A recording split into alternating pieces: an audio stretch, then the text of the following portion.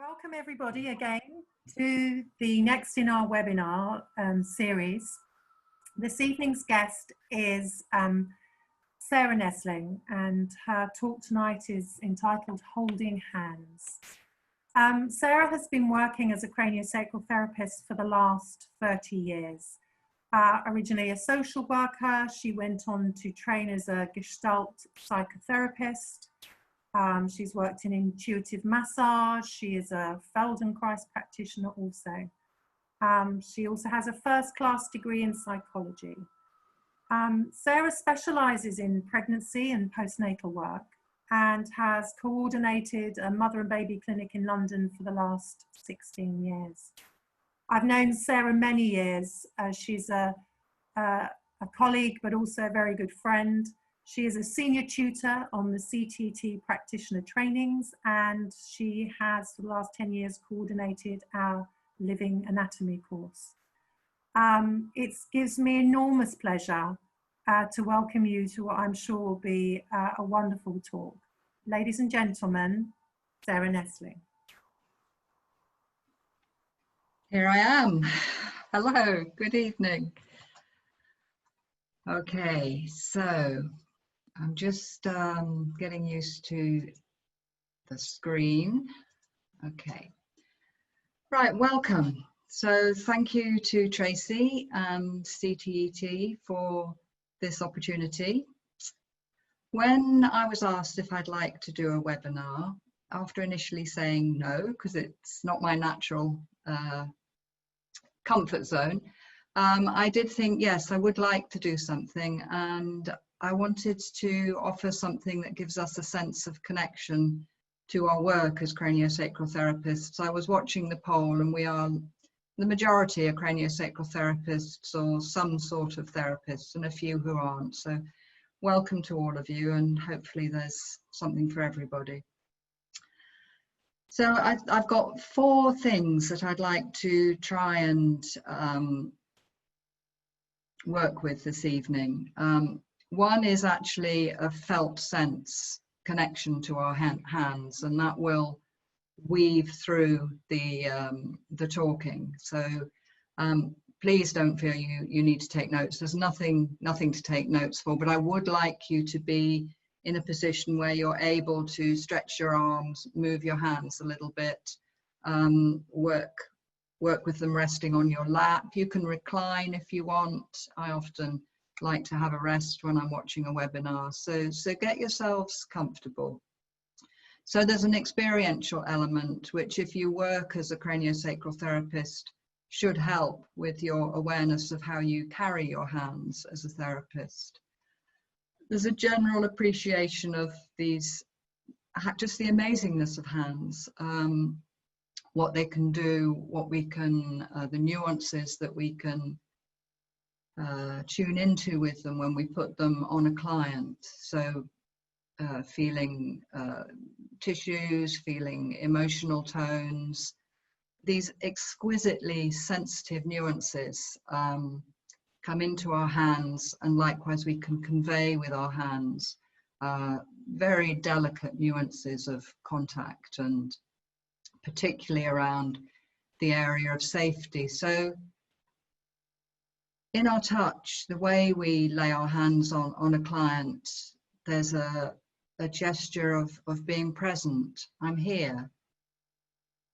Of safety. I'm here, you're safe, I'm staying with you. Of compassion. I'm here, I'm going to be here, I'm not going anywhere, whatever it is you're experiencing. All of this comes through in our hands and the quality of touch that we bring to the work. I'm also going to touch in on how we were held as infants, which is probably what brought me into the work, my own challenges around attachment. So how we were held as infants, both physically and psychologically, and how that plays out in our adult relationships and plays out in our therapeutic relationships. We're also going to look at some fairly simple, I'm not going into big anatomy, structural relationships where we feel through some of the movement we're going to do, the connection of the hands with the neck and upper chest. And that's quite a profound connection from the embryological development when we're just tiny little embryos, but it remains in our adult structure. And it's really useful to understand this as a therapist for working with your client if they have issues with hands, arms, and also if you work with your hands therapeutically, for you to be aware of that connection. And there's also a little bit of a generational theme going, a transgenerational theme going through the talk, which has evolved. When I was looking for pictures of hands, I came up with issues around copyright. And because there's time, because we're locked down, I started going through family albums looking for pictures of hands. So you're having a generational tour through some of my family history as well, because that's what's available to share. And all pictures are shared with permission. So we've got experiential on the hands, which I do encourage you to join into. Part of the way I teach is very much to try and encourage an embodiment of the material rather than just a theoretical understanding of it. So please, join in if you feel inclined. If there's any waving of arms around and you've got issues with your shoulders, then just do what's possible. Please don't hurt yourself. So great, let's begin. It's a mixture of talking, and there will be some slides as well. So hopefully you're comfortable, and just begin to have a look at these hands. Consider them. When did you last consider them? How many tasks have they done today? Have they been on the computer all day? Have they been digging the garden all day? My hands are, I always think of them as working hands. Just take a moment to think of how you think about your hands, what they do, and do they ever, apart from the odd little rub of hand cream, get any appreciation? I think they're the most wonderful instruments. They're particularly human. No other creature has the same embryological development or the same adult form where we're free, we're totally upright, and we're free for our hands to play in front of the body and to manipulate our environment with great sensitivity. They're acutely tuned in to check our environment. Animals have many means of checking their environment. You know, there's smell, there's sensitivity to wavelength, there's hearing, acute vision, and we have some of that, but we do constantly test the environment with our hands. Sort of, is it safe to touch? Is it too hot? Is it brittle? Does it sting? Is it alive? You know, we poke things with our fingers to make an assessment of what they are and whether they're dangerous or not. So we're constantly testing the environment with our fingers and hands.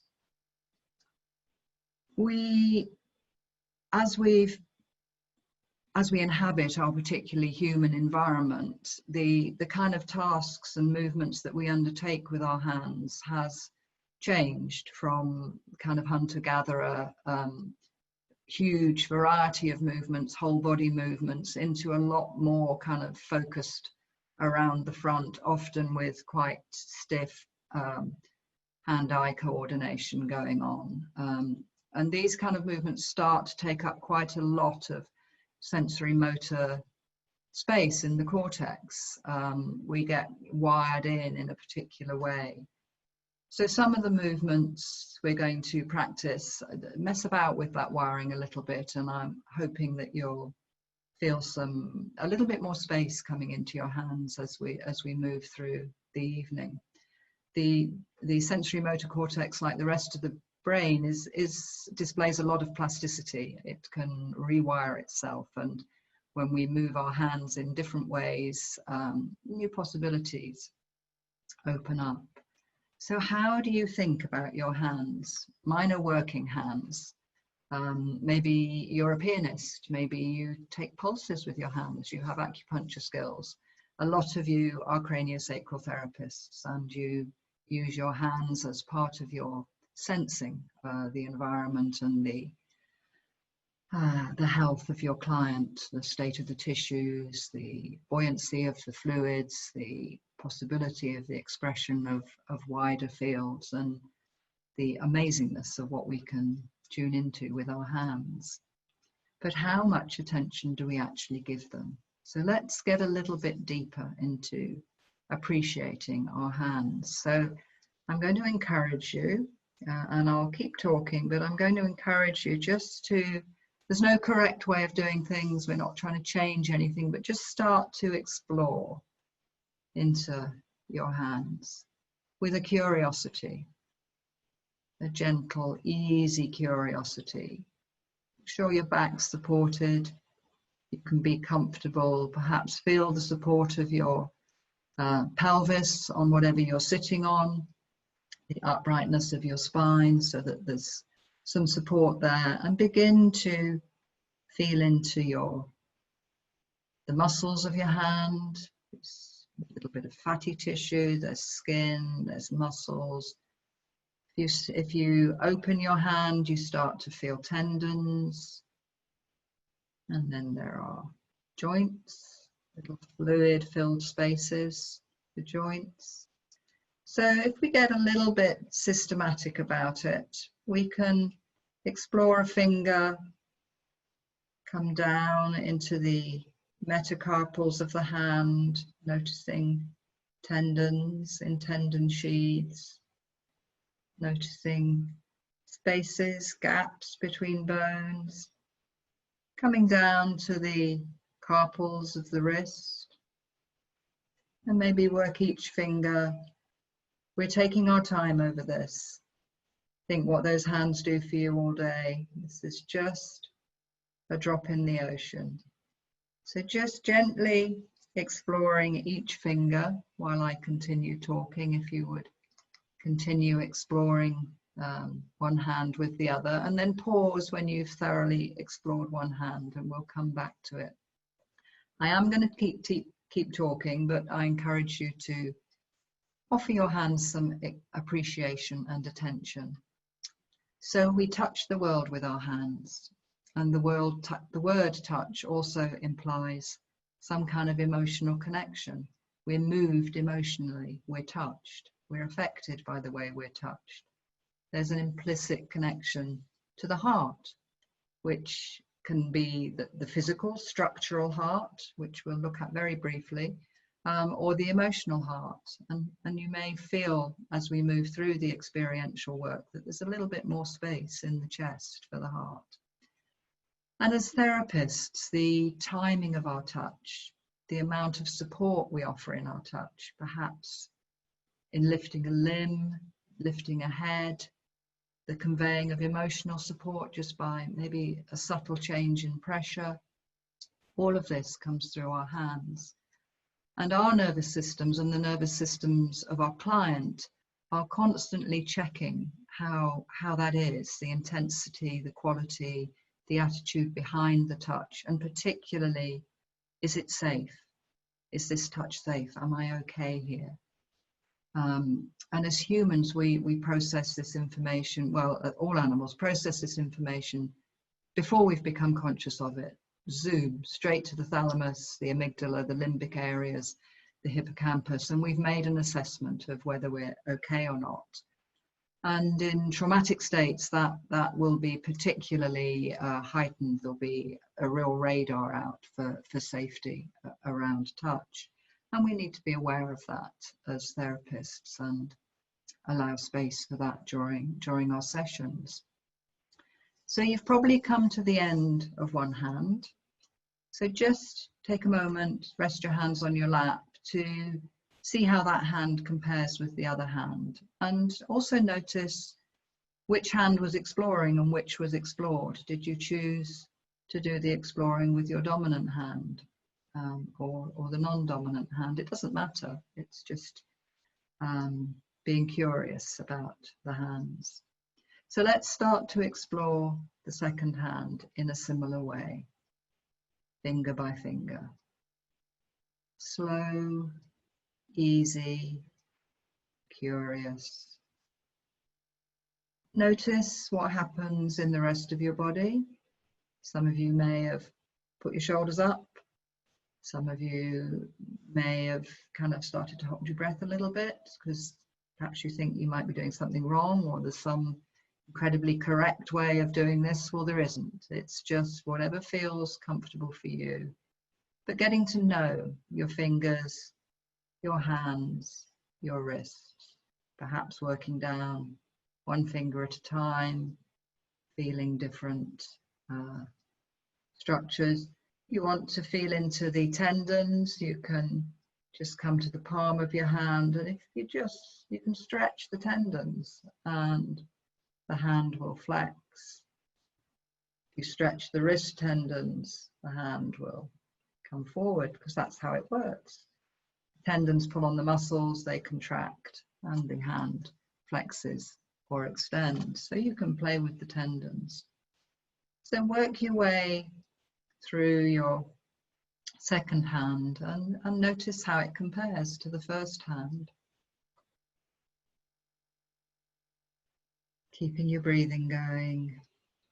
Noticing if you're using excess effort in your arms and your shoulders. It shouldn't take a lot of effort just to be curious about your hands. So we're relating to our own hands. I also love working with hands as a therapist. Now, within biodynamic craniosacral therapy, we don't go in with an agenda. I'm going to work on this person's hands because they've got hand symptoms. You may have that somewhere in the back of your mind, but we follow what unfolds from the body as we begin to tune in. However, if you've never really come into contact deeply with your own hands or a client's hands, you're less likely to be drawn towards them.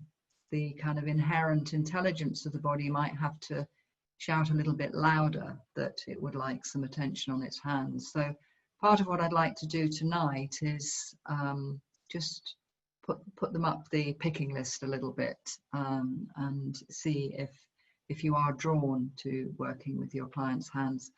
It's a really lovely place to work.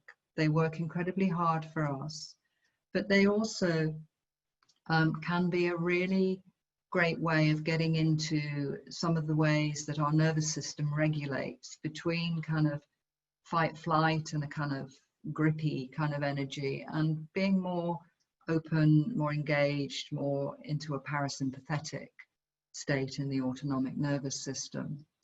So hands, like other areas in the body, can have a kind of real tone or almost a life statement to them.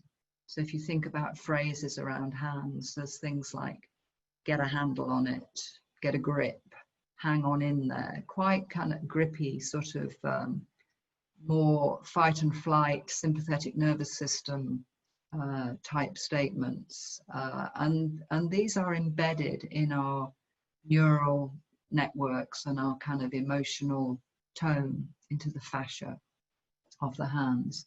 In a similar way, the jaw can have that kind of get a grip, sympathetic, maybe slightly, it's a bit of a slight angry tone to it, and can be a really good way into down-regulating some of the autonomics. The hands can also be a great way in.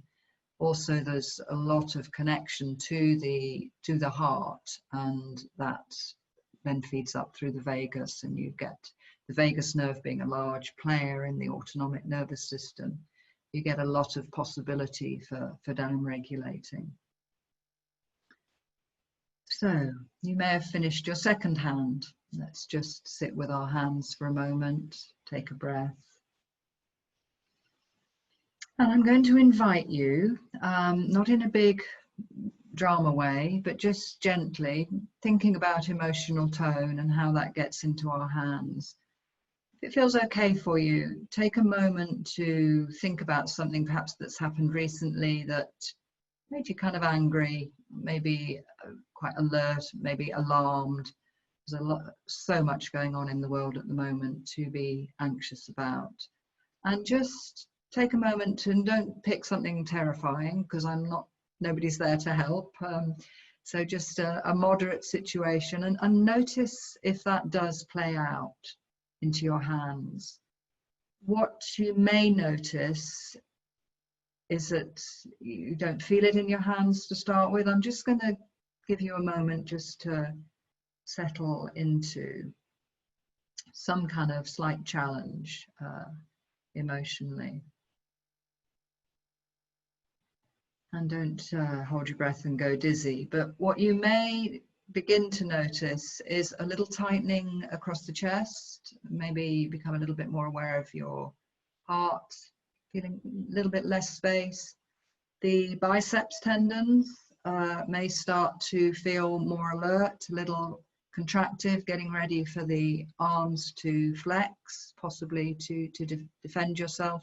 All of this happens just for an imagined threat. The body still responds as though we are actually going to be physically threatened.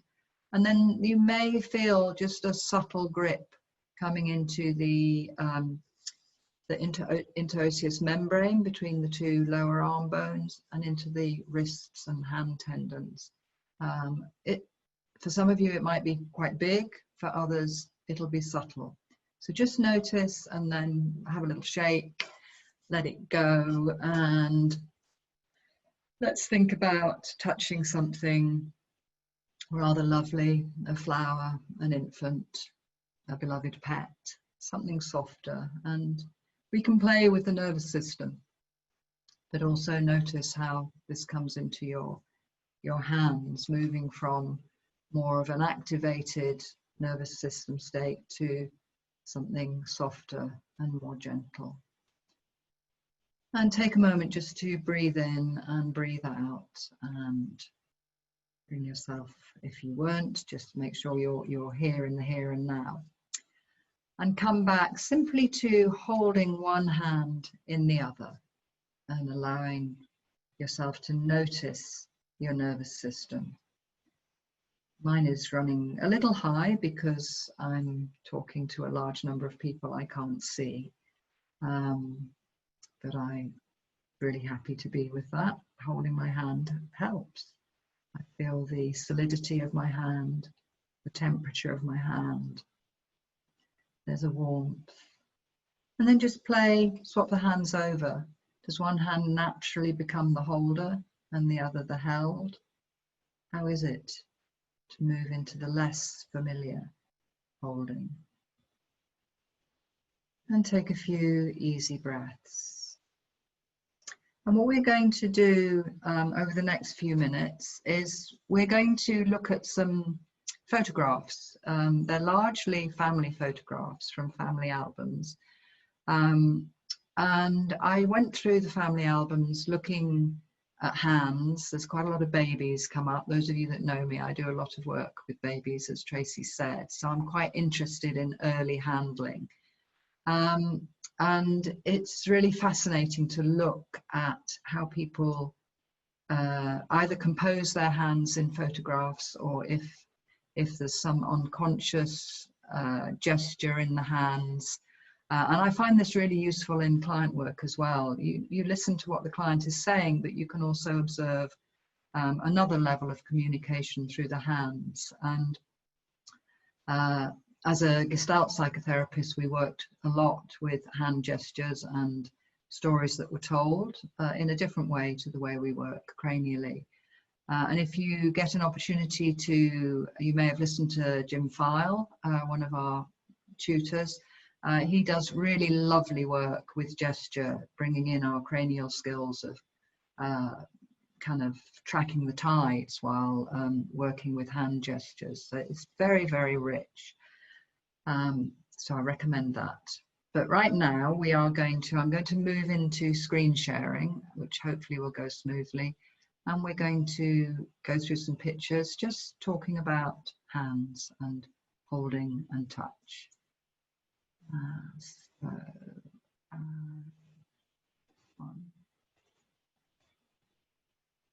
So hopefully somebody would tell me if that hasn't worked, but you are looking at a young hand holding an older hand. This actually isn't, this is just taken from the net.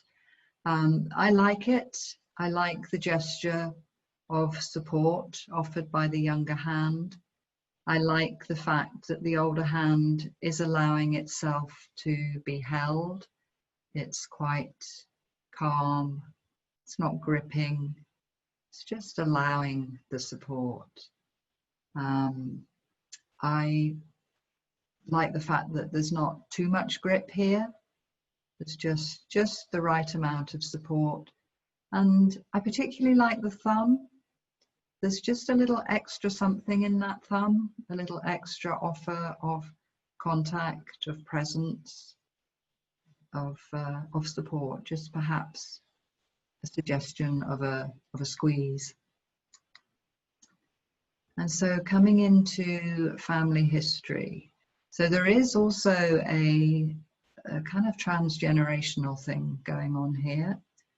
So just the next one.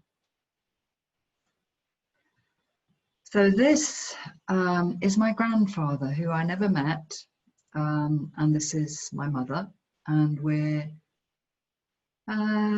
4 years after the end of the First World War, and that will be present for my grandfather. And he was in the trenches. So there's a strong support for the baby. I like the index finger. There's just a little gentleness there as the index finger kind of embraces the chubby arm. And I like the hand here, slightly exploratory, but to my mind, and of course I don't know, it's just taking a little bit of extra contact, a seeking of connection there. So that's that generation. And then roll on 25 years or so. So a few years after the Second World War. This is my older brother, and this is my mother. And it's not for me to interpret or, you know, project a lot of stuff on, or there's no criticism implied. I'm trying to observe neutrally. Obviously, I know the family history, but you may see different things. But the first thing that I see is there's an awful lot of padding, which is quite, not this time of year, but it's kind of different from perhaps how we might present a baby now. And the padding creates a bit of a buffer between mother and baby, and the hands are less connected to the baby. They look a little awkward. I, of course, have some details of the birth. I know it was pretty shocking, and there was a lot of difficulty. And if we move to the next picture, this is an unusual position for a mother's hand, as you'll see when we come on to some of the others. It may be to do with the photograph, I don't know. Again, there's a slightly unusual grip on the finger there, a little tension in the fingers. So the hands are, to me, expressing things that here the face isn't. And then again, support from the lower arm, crook of the arm supporting the head, the hands, but they're quite remote from the baby. And then here there's another little part of the story, seeing as I work with Muslim babies. You can see a little evidence of some moulding from the birth. The frontal bone doesn't look very comfortable. You can see it a little bit more over here. And there's some evidence of forceps. So an uncomfortable, disgruntled baby, a first mother, and they're taking their time arriving. But we are very resilient. And a couple of months, 2 or 3, where are we here? Maybe 3 or 4 months on, we've put on a lot of weight. And here we see some lovely hand gestures. So curiosity, exploration, excitement. I have a childhood friend who still makes this gesture. She puts her palms together and kind of rubs them even as an adult. It's one of the things I love about her. And then reaching here for a hairbrush. We've got it. We're excited. The other hand's excited. And so on. Passing the hairbrush from one hand to the other. Look at those lovely open exploratory fingers. And hey mum, hey dad, look, here I have it, power. So very expressive fingers, hands, and lovely congruence between face and hands. And roll on to the 1990s, a very different kind of contact with a baby. This is immediately after birth. The umbilical cord is still there. And the process of being born is pretty tactile, a lot of squeezing, a lot of stimulation, and then to come into an environment with gravity. In this picture here, there's water, so the baby's weight has been supported by water as it emerged, and then it's completely held by a forearm and a hand, and the head is supported in the crook of the arm here, all working quite well instinctively. The hands are soft, there's a lot of skin contact, the baby's weight is taken against the breast, it's close to the heart, close to a source of nourishment, and there's a kind of whole connectiveness going on here. So a very different kind of arrival into the world. And then there's a father.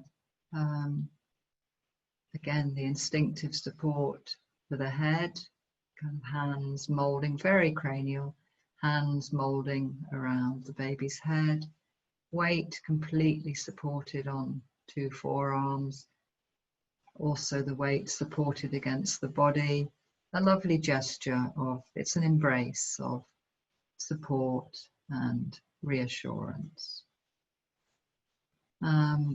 Rolling the years on a little further, this is a grandmother, a step-grandmother, and just on the day of birth here, very similar gesture, supported on the body, loose, calm, relaxed hands, just taking enough of the weight, nothing gripping, nothing poking, hopefully really tuned to the needs of a newborn for feeling enclosed, feeling supported, feeling safe.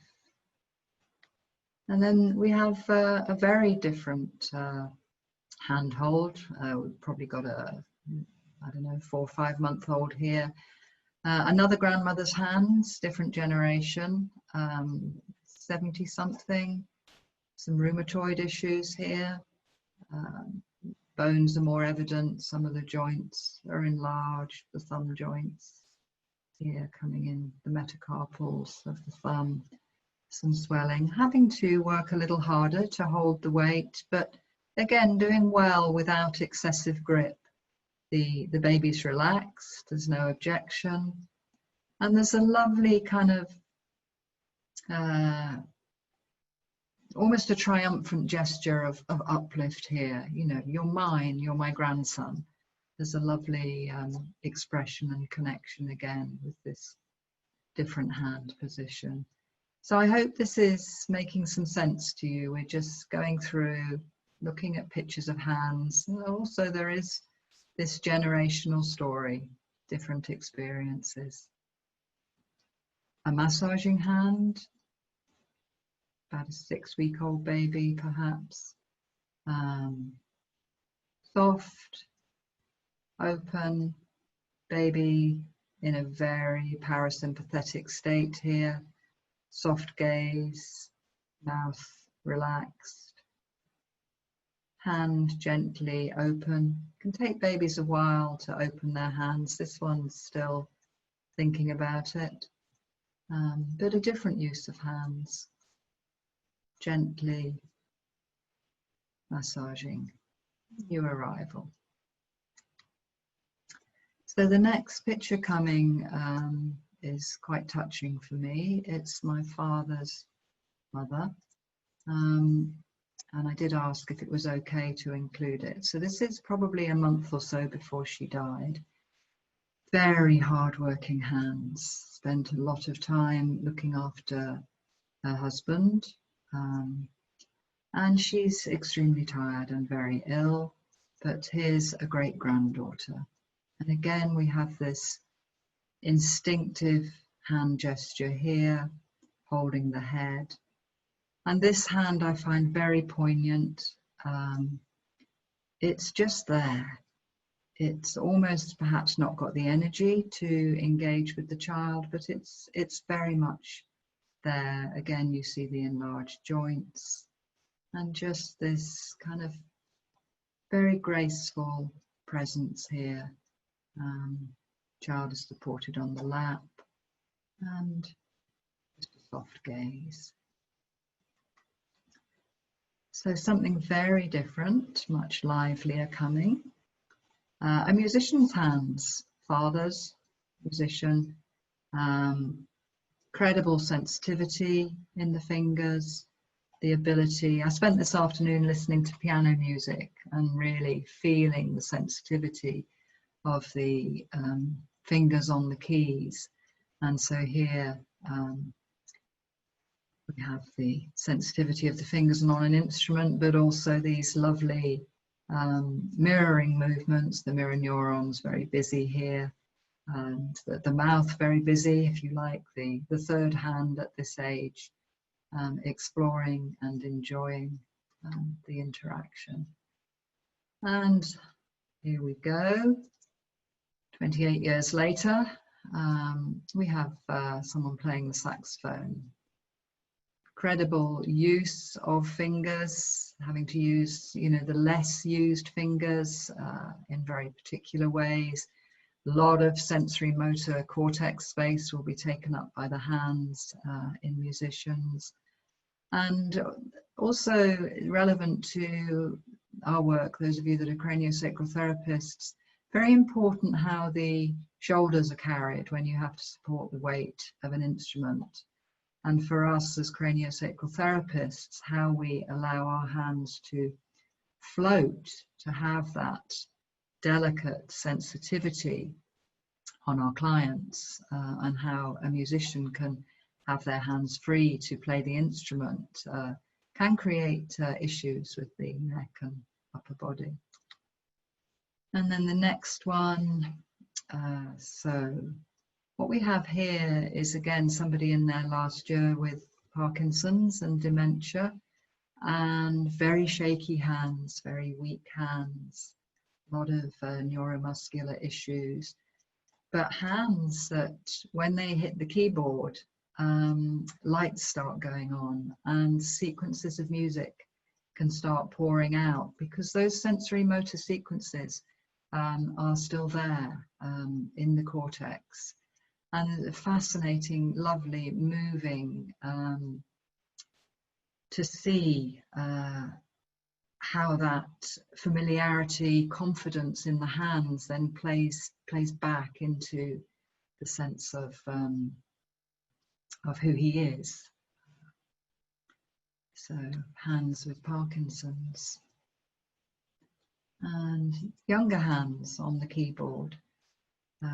Again, I do quite a bit of work with musicians, often with hand issues, a lot of repetitive strain, tendinitis, particularly perhaps this finger, thumb issues, shoulder issues, neck issues, from these repetitive movements, hours of practice, and so on. So then a different type of keyboard that we're all very familiar with at the moment. And again, a lot of can create a lot of issues clinically with hands. Inflammation in the tendon sheaths, in your clicking finger, in the thumb, carriage of the wrist, very important. And some of the issues here can also play out in the neck and upper body. I think there's one last picture just from the family album. There's something particularly British about this composition of arms and hands, and something about hiding hands almost, why we feel the need to sit on our hands or hide our hands, because they express such a lot. So here, I don't know what they're expressing. And here's this handsome one on the end, is my dad.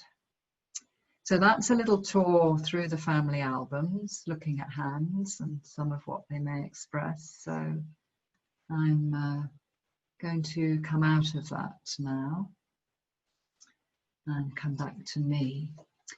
So listening to the detail in client work, bringing our awareness to hands. Perhaps there is some kind of story, some expression in the hands, and we don't need to be explicit about that, but it is good to notice how the hands can be a gateway into the nervous system, moving from these more kind of activated states into calmer states. I've seen amazing transitions through just working with the hands in some detail, moving from some of the faster, more obvious tides that present to craniosacral therapists into a kind of deeper, slower rhythm where there's you're not just working on the hands anymore, the whole tidal body of the person comes in, and there's kind of sense of stillness and connection to the heart. Lovely things are possible anywhere where we work as craniosacral therapists, but I do have a particular love of the hands. And sometimes in our work as craniosacral therapists, some of the work is actually the negotiation of putting our hands on clients, the timing, the where, the how, the nature of the contact, whether it needs to be really gossamer light or whether somebody might need a slightly more reassuring touch where they can actually feel your hand. And I've worked with clients where there's been a history of abuse, where the negotiation of the bringing on of hands has been a very large part of the work, working with the activation in the nervous system at the idea of being touched, and very useful work has gone on there, to the point where the particular client I'm thinking about could really happily take contact on the belly or pelvis without any change in her nervous system activating, whereas at the beginning of the work that was way off the agenda. So let's pause for a minute. That's a lot of talking. I'm just going to take a breath in and a breath out. And I'm going to invite you to notice how you're feeling on that kind of scale of very alert to reasonably chilled out. Where are you on the autonomic scale? And we're going to come back to doing some movement with our hands. So do take part. It's very simple, that you can't do anything wrong. But what we're going to do is, I'm just showing you what I'm going to do with my hands, just to give you an idea of the scale of the movement.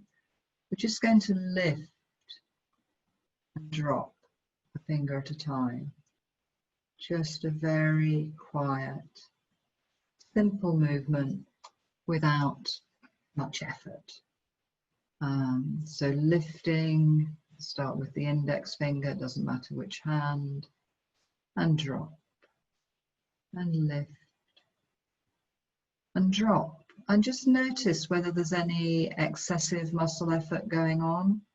If you're tensing your forearm, your upper arm, your shoulders, your neck, and move along the fingers one by one, slowly lifting, putting them back, moving out towards the little finger,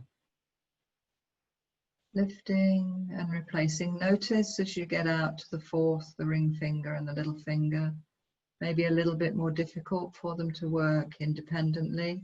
They share a tendon sheath, they share the same nerve origins, and sometimes the ring finger finds it a little challenging to move on its own. And then the thumb, very independent, own tendon sheath, own nerve supply, bit of a boss. And when you've done one hand, just compare that hand with the other. Do they feel different at all? And then start to do the same with the other hand, lifting a finger, letting it drop, lifting, letting it drop. Noticing again, don't need to involve your arm, your shoulders, your neck, you don't need to hold your breath. Just keep the movement small, easy, noticing how you are in your hands. Moving along towards the ring finger, the little finger,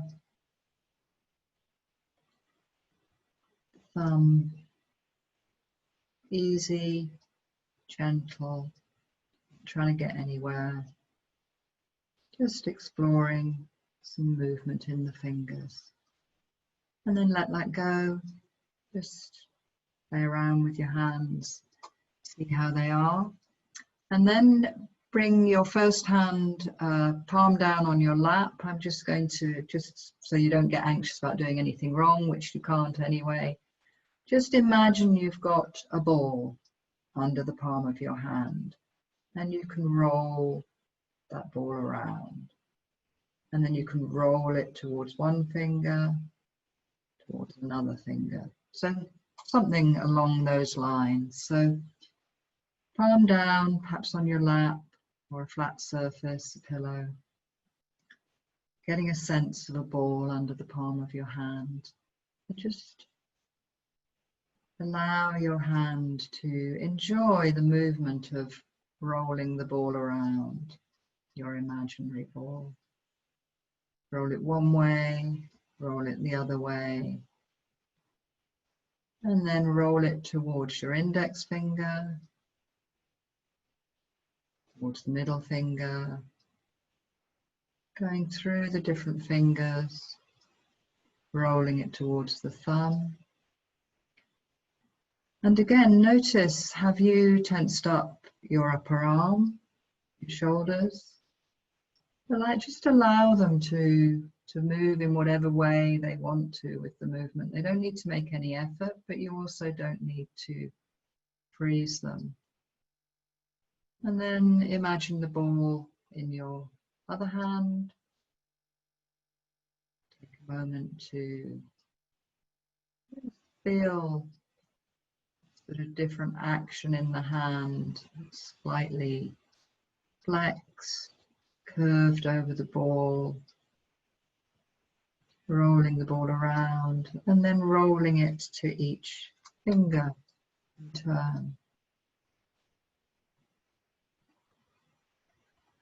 And while you do that, do complete the movement to each finger. I'm just going to start to talk about, not too much multitasking for you, just going to start to talk about early patterning and touch and how we're handled and how that can play out throughout our lives. So as you finish, just see how you are, compare your hands. So birth, it's a huge experience, lots of adrenaline, lots of hormones, very sensitized when we emerge. How would it be? How would we like to be greeted?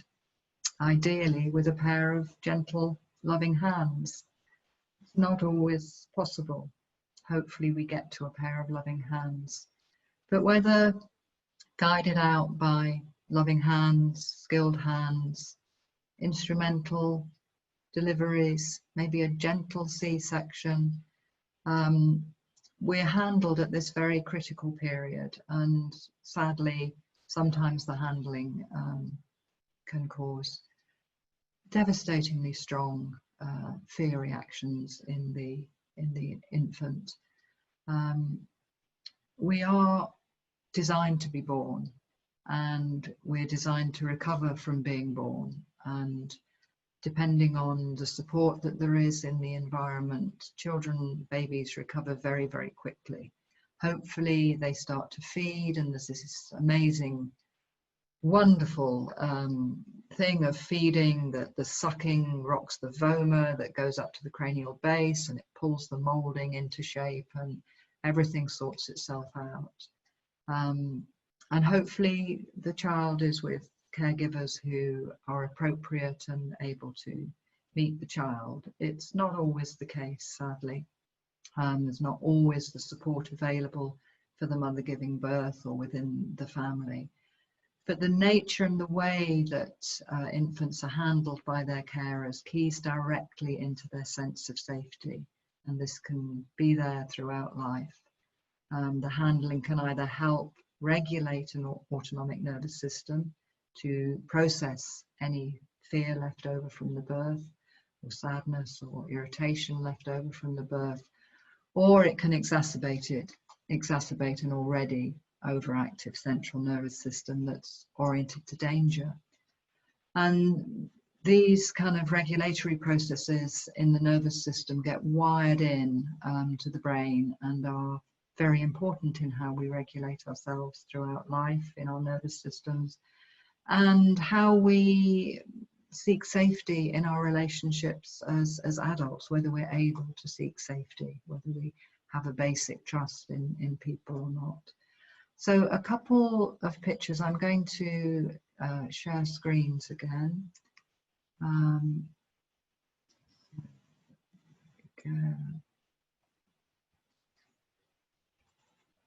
There, I think, and we're going.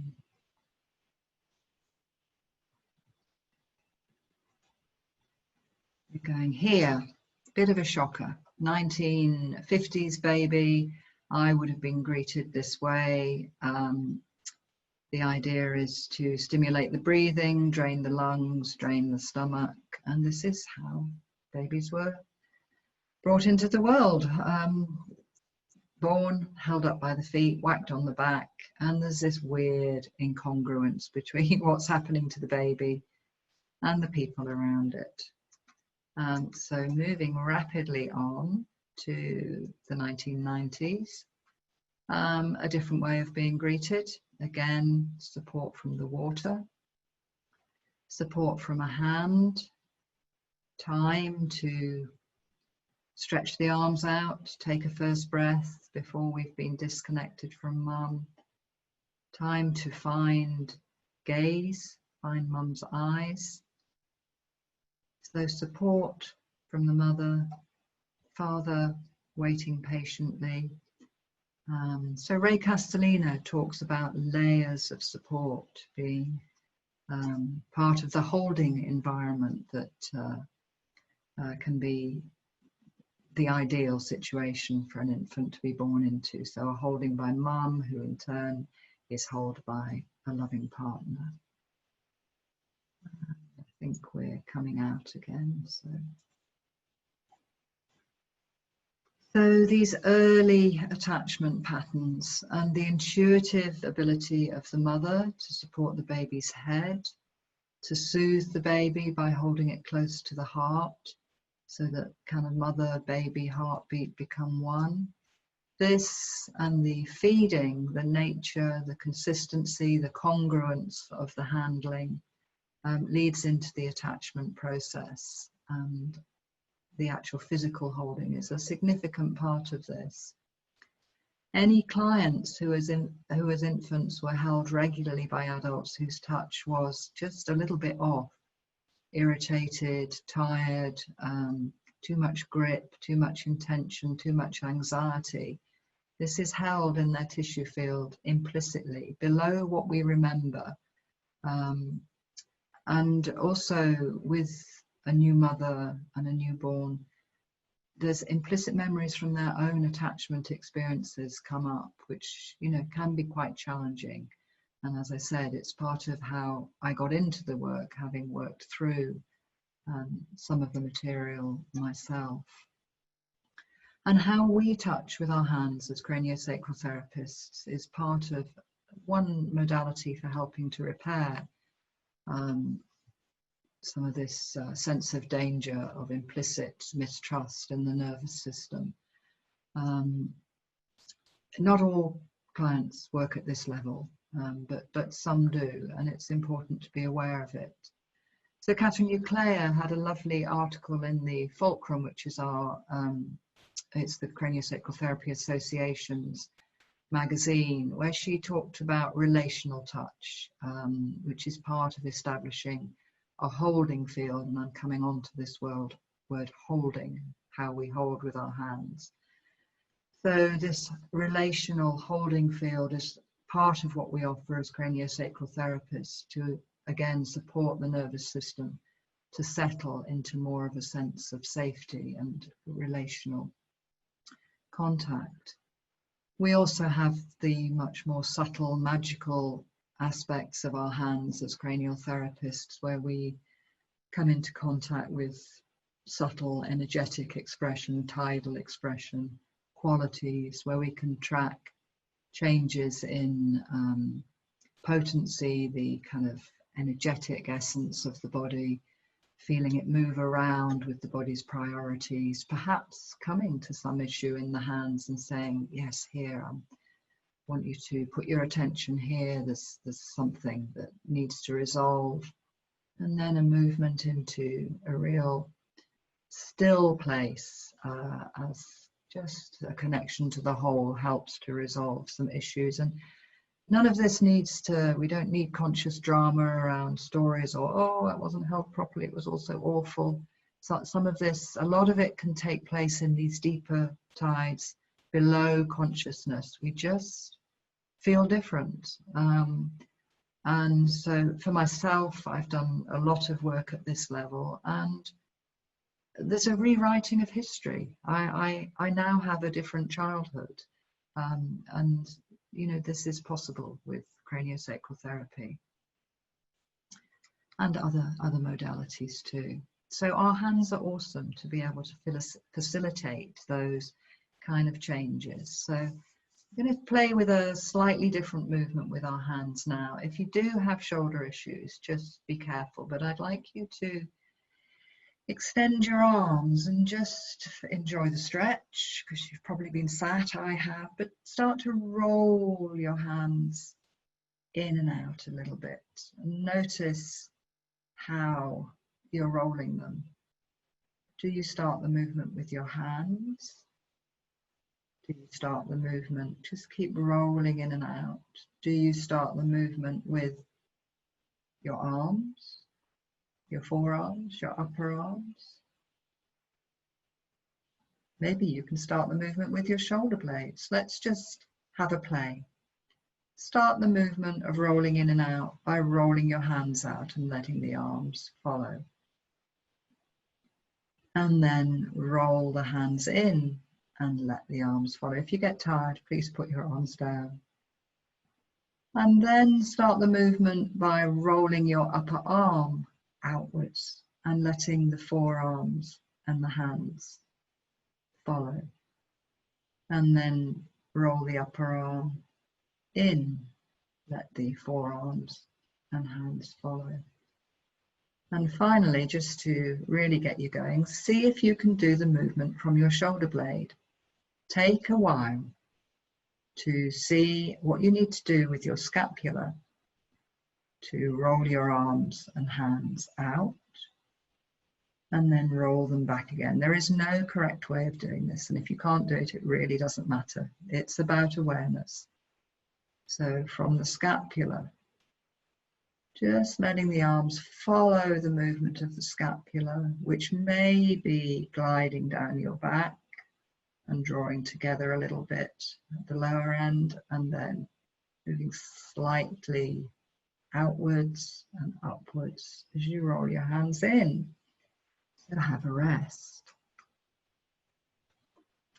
I'm going to briefly mention this idea of holding and what it is to hold in a therapeutic relationship. More specifically, psychotherapists, so from my background in social work and psychotherapy, we would talk about the term containment. And within cranial work, this includes our ability to be present in our hands, how we are able to be sensitive to our clients' history, their needs, both verbally and non-verbally. Able to hold the whole in a neutral way with no judgment. As craniosacral therapists, we hold everything in relation to a sense of stillness when that's accessible, hopefully it's accessible in us as therapists, which is very important when working in tricky situations.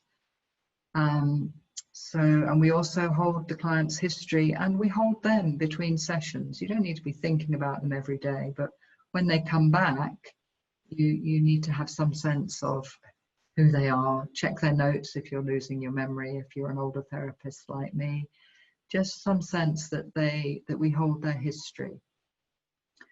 And this touch and holding has a quality of not needing anything from them. We don't need our clients to give us good results. We don't need them to change. We don't need that bad back to get better. It's a touch that requires nothing back. And that just creates an open field that allows therapeutic possibilities to unfold more than if we go in needing them to prove what great therapists we are. You know, we need them to change. That's not how we work. And it was a British psychoanalyst, Winnicott, who coined this term holding in the 60s. He and his wife did a lot of pre and perinatal work, and they used this term holding to describe the environment created between the therapist and the client. And they did liken it to the supportive environment that a therapist creates, that a mother creates for the child, the nurturing and caring behavior, the holding in mind that creates a nourishing environment for a child. Doesn't need to be perfect. We can't hold everybody all the time.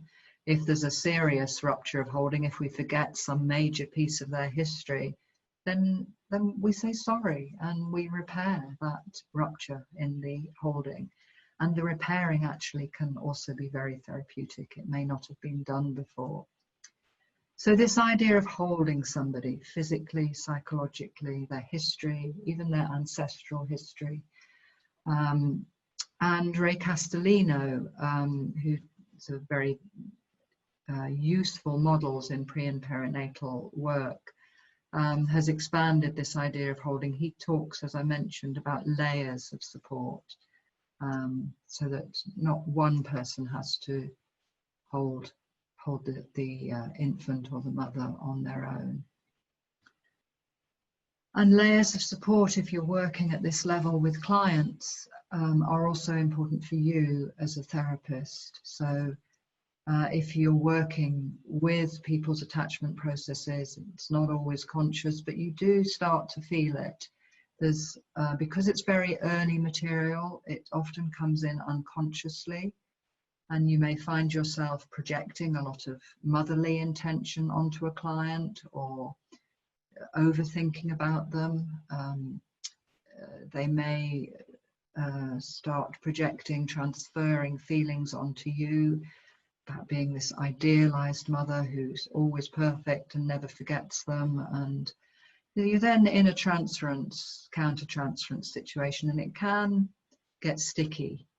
So this is where you need the holding of support from peers, perhaps from supervisors, from your own personal work, from having craniosacral therapy. So it's a deep area to work, And these layers of support, these layers of holding are very important.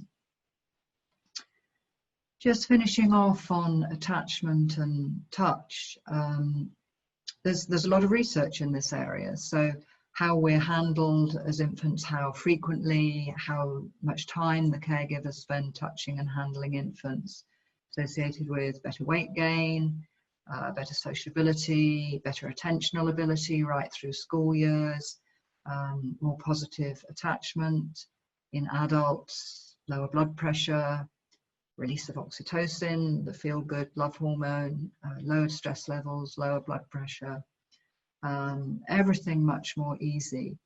I did a little research project on touch in a geriatric ward a few years ago, working with aromatherapy oils, and it was remarkable. I mean, the move from fight-flight sympathetic activation to parasympathetic rest kind of availability was epitomized by one male patient. So we're on a dementia ward, quite compromised, very elderly people. This guy was catheterized, and to change a catheter when somebody's in a fight-fright situation is terrifying for the patient, awful for the staff, and reached proportions of high farce, with him zooming around the ward, sort of hiding in cupboards, screaming, swearing, all hell breaking loose. 5-10 minutes max, touch therapy, lavender oil, 30-second procedure.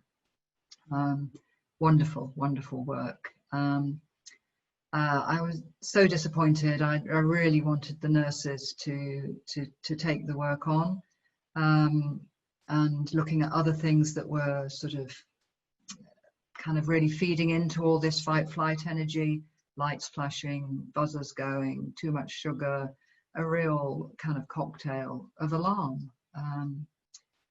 But it's quite difficult to work with institutional structures, unfortunately. But touch, handling, movement from sympathetic activation to parasympathetic ease, hopefully. So coming back, we're going to look at the connection of our arms with the clavicles and the sternum. So come back to rolling out, rolling in, and roll out and roll in one hand, but feel along your clavicle with the other one. So clavicle comes, collarbone comes in, attaches to the manubrium part of the sternum here, and you might feel it moving a little bit as you roll the hand in and out. So try the other one. And you might also notice the kind of sternum, the heart space, lifting a little, closing a little. So this is actually where the arms attach into the axial skeleton. The scapula just glides over the ribs, but this is the connection with the scapula. So just attend to your sternum a little bit. It's that big bone at the top of the chest there, goes down to diaphragm level. Those of you that have a little bit of anatomy, the top of the sternum here, the manubrium, is anterior forward to about the second thoracic vertebra. And I'm going to invite you just to notice the space between the back of your sternum. You need to go internal for this, and the front of your thoracic spine. I'm not talking precise measurements, just your experienced sense of the depth of that. It might feel much bigger than it is, it might feel much smaller than it actually is. It doesn't matter. It's just about taking the time to tune into this part of the body. This is part of this upper part of the thoracic spine, is just below where the limb buds emerge, which we're going to look at in a moment. So just experiencing the distance between the top of the sternum and the front of the upper thoracic vertebra, and breathing, feeling it moving. And just drop your fingers down to the lower part of the top of the sternum, the lower bit of the manubrium, and drop your attention down a little bit on the front of the thoracic spine and see how that distance is. Does it feel the same or different? The sternum is slightly angled, it might feel a little different. So just noticing that space between the sternum at the front and the spine at the back. And then let's roll the arms around and then come to letting the arms dangle. Let one arm really dangle and just let it flop like a heavy rope off your arm. And maybe swing it backwards and forwards a little bit, feeling that coming into the clavicle and sternum. And then just compare that arm with the other arm, one that's been allowed to dangle from the clavicle and the sternum may feel a little different from the other one. So let's dangle the other one like a heavy rope or an elephant's trunk. Just flop it around a little bit. Let it be passive. And then just pop your hands on your lap again. See how they're doing. How's your nervous system doing? Any sense of calmness? Come back to that movement of just lifting a finger and popping it down again. See how that's doing now. Maybe it's more difficult. Maybe it's easier. And we're going to have a look at, just a brief look. I'm not going into deep embryology. I just want you to get a sense in your body and through looking at some pictures of the connections of the hands to the neck and upper chest area and the heart, and how that plays out structurally and emotionally. So the limb buds arise at about the 5th and 6th week embryologically, and they kind of arise from the armpit area next to the heart, from the part of the body that will become the lower cervical vertebra and the upper thoracic ones. And they retain that connection, the sense of embryological identity into the lower neck, and also there are neurological connections as well. So I'm going to screen share again, just to look at that. So these pictures I've drawn from, I think these ones were taken from a Netta atlas, but they are my drawings. And what I'm just wanting to highlight here is these little bits here are what we call somites, and they eventually will become muscle, skin structures, in this case of the arm, and the neural pathways will travel down the arm as well. And then we have this segmented structure to the spinal cord, so that the structures that come from a particular segment of the spinal cord remain connected to it. There's a sense of identity. Here in the adult, the thumb relates to this 6th cervical nerve, the middle 2 fingers to the 7th, and the outer 2 fingers to the 8th. And we're talking here about the embryological dermatomes. The adult neurology is a little different, but I'm not going to get into that because it's very complicated. Just think connection between hands and cervical upper thoracic vertebra. And then we've got the same thing from the front. So these will relate to spinal segments, and you can see relationship to the thumb, middle fingers, outer fingers, and on the back of the body here. So the green comes into the below the 7th cervical segment, Here we've got C7, C6, and some of the arm from C5 and T1.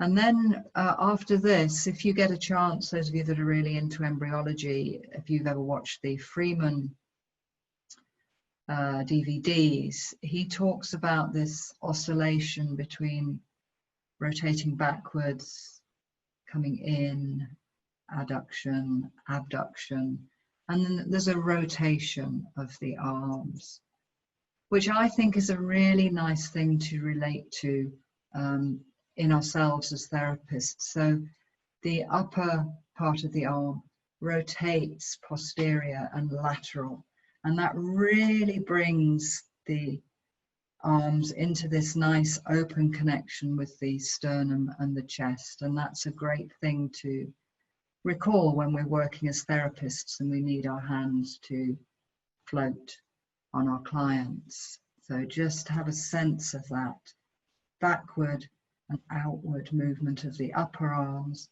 leaving your, I'm just coming out of the screen share here. So this upwards and outwards, and then leaving your arms free to float on your client. So we've rolled in and we've rolled out. We've done that from different parts of the hands, from different parts of the arms. And now just see where your arms come to rest with that posterolateral possibility of rotating, and then leaving the forearms free to play. And see how you are in your chest. Maybe your heart space is a little more open. Hands a little freer. And as we're coming up towards 8 o'clock, just pause for a moment. Breathe in and out. See how your hands are feeling. Get a sense of that connection through into the neck, the sternum in front of the top of the thoracic. Come back to that very first movement. Let your hands rest on your thighs. Just lift a finger, replace a finger. See how that is.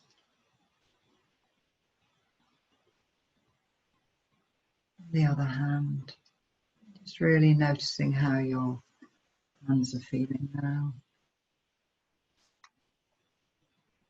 Just a couple more picks as we come to an end, just for a little bit of light relief. I do have permission from my children to show you these.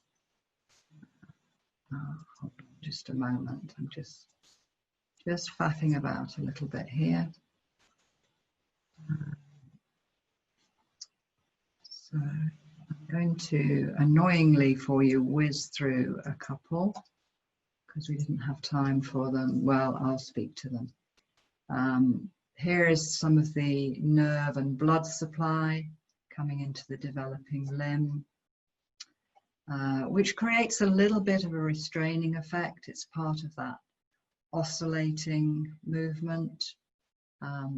The arm grows faster than these vessels and nerves grow. They're pulled back in, and you may be aware of that. You may feel those deeper, tougher, more fibrous kind of vessels slightly holding on to the arm movement. In the adult, that comes through as the brachial plexus. Thought I was going to get away with skipping these, but I'm not. And very congested area when the nerve and blood supply here are compromised by tight muscles, the scalenes coming off the neck, the pecs here. The hands don't get enough juice, they don't get the nourishment from the blood, from the interplay of nerves, and we get clinical pictures. So a little bit of anatomy. And then the heart. So looking at this one, here's the sternum, there's that space we were exploring between the sternum and the vertebra, and the heart hanging here in the thoracic cavity between the sternum, hanging from the sternum at the top, bottom, hanging from the neck, supported here and attached to the diaphragm. So I'm sorry that was a little bit fast, but I didn't manage to jump the slides. And coming on, finishing off with some light relief and then some questions. So here we have a budding craniosacral therapist who hasn't got the touch quite right. There's a little too much enthusiasm. And this is where you see, you know, some expression in the hands, this kind of they're itching just to give a little bit of a squeeze. And here we've spaced out a little bit, not really quite enough contact. Maybe we've got it right here. There's a bit of a finger up from little brother. But basically, the gesture is kind of, I'm the boss, I'm the older one, I've got you pinned down. So a lot of expression here in the hands. And then here's what we learn. Thank you, Mo. Thank you, Sheila Keane. We learn this incredible placement of our hands, talking to the bones with precision. The bones know that we know where they are. We know that we know where the bones are. And then as we mature and the years go by, the hands start to become less specific and we can adapt. Here with a newborn, using the forearms, using the tummy, whole babe is supported here. And it's expressing something to do with the birth story, taking a pause before it moves into the extension required to be born. So I think that brings us, it's nearly 8 o'clock, it's time to stop. I hope that gave you something, an appreciation of your hands. Perhaps if you're a therapist, that connection, being able to hang off the clavicles might be useful to you. I hope your clients' hands will invite you to work with them. We looked at what it means to hold a client a little bit, and then to be held as a therapist, your own support, and a bit of a whistle-stop tour around the connection into the neck and heart. How when the chest is supported, we have the support from the clavicles, from the sternum, and the hands are free to express, free to be supported on our shoulder girdle, and also as we are able to soften our hands, feel the detail of our hands, it's a lovely possibility of a shift in the nervous system from kind of fight flight into calm, and hopefully you've had some sense of that through the awareness work with the hands. So I am going to invite Tracy back in and see if there are any questions. Hi, Sarah. Great, that was so wonderful, Sarah. Thank you, and thank you for sharing those wonderful photos, personal, part of your personal story. It's a great pleasure. We have come to 8 o'clock, so it is actually the end of the webinar, but maybe just time for a couple of really quick questions, if that's okay. Yeah. One was quite an interesting remark from Jeremy. Do you think that people holding infants with their hands on the back of the skull do that only as a support to the head, or could it be because instinctively people are holding infants in a CV4? I think parents are the best craniosacral therapists. A well-attuned parent is a very good craniosacral therapy therapists. We naturally hold the sacrum and the head. And I think you don't need a CV4 to access stillness. I think newborns have a natural facility to connect to stillness, and having their head supported will facilitate that. But great question, thank you. Another one here, Sarah. I would love to know more about the different modalities you found helped you in rewriting your early experiences. Okay, massage was where I started. That kind of lovely, deeply nurturing therapeutic touch that wants nothing back. Lots of psychotherapy to get a better cognitive framework for holding early experience.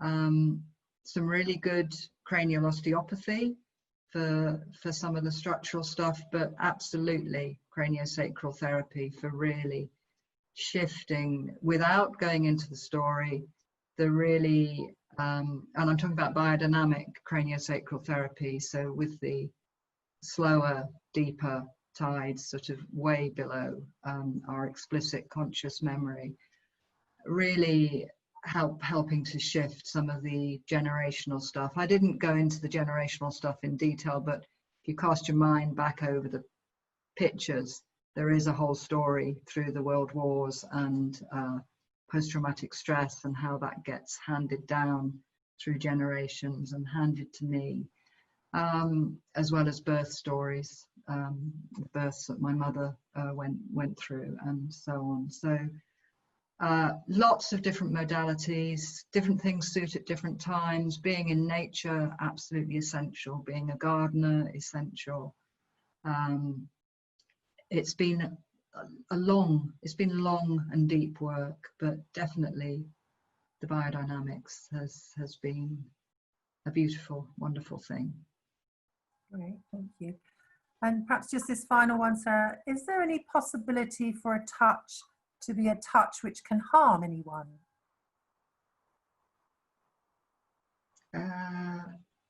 It depends what you mean by a touch. I mean, obviously aggressive or physically damaging touch. As a craniosacral therapist, I think one needs to take care not to intrude, not to want anything from the client, sometimes not to be too tender. There's a neutrality that we need to cultivate in our touch.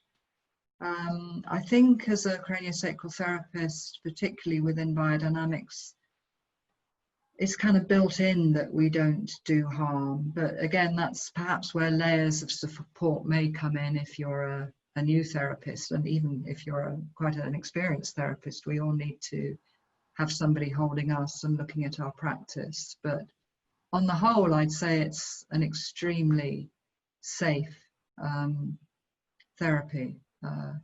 I'm not sure if I quite understood what the asker could have anticipated was harmful, but just being aware, being neutral, not wanting anything back from the way we touch our clients, I think is non-judgmental, accepting, neutral presence. Yeah. Great. So thank you, Sarah. We have come, I'm afraid, we've run out of time. There were lots more questions. That was just gorgeous. Thank you so much for that wonderful personal, it was just so very heartfelt. Could feel it in my heart and my hands.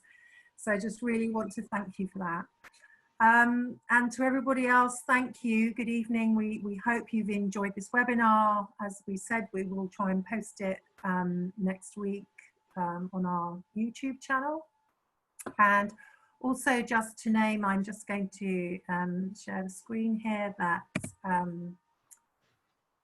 Sarah has, oops, hang on, that hasn't worked. Sarah has a seminar coming up with us in October, working with mums and babies. So if you are interested in that, please pop along to our website, and there'll be full details of that on there. Let's just see if we can get that slide up for you. And There'll be an exit poll.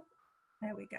So there's Sarah's seminar that's coming up 8th to 11th of October, working with babies, mother and pregnancy.